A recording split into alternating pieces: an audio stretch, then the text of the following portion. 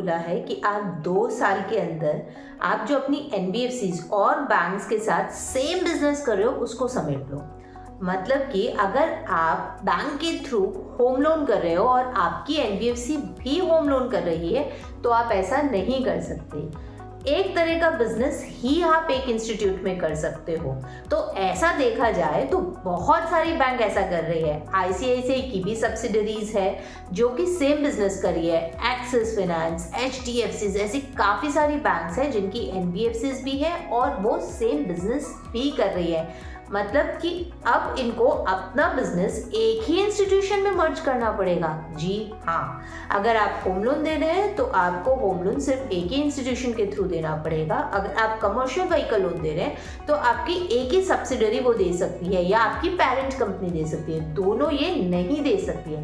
But RBI ने देखा कि इतने सारे लोग ऐसा कर रहे हैं तो उन्होंने इन इंस्टीट्यूशन को 2 साल का टाइम लिमिट दिया है कि 2 साल के अंदर आपको जो करना है आप कर लीजिए।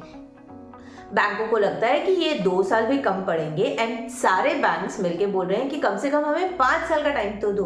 बट जो भी आरबीआई डिसाइड करे, ये एक अच्छा रूल है जो कि आपकी लैंडिंग बुक्स बताता है कि आप हर जगह सेम कंपनी होकर भी आप अलग अलग एनबीएफसी या अलग अलग सब्सिडरीज खोल के सेम लैंडिंग कर रहे हो। सो मॉनिटरिंग पर्पस आरबीआई हेविली इनके ऊपर आया है। फ्यूचर में आरबीआई अब आगे क्या डिक्लेयर करता है वो तो आरबीआई ही बता सकता है।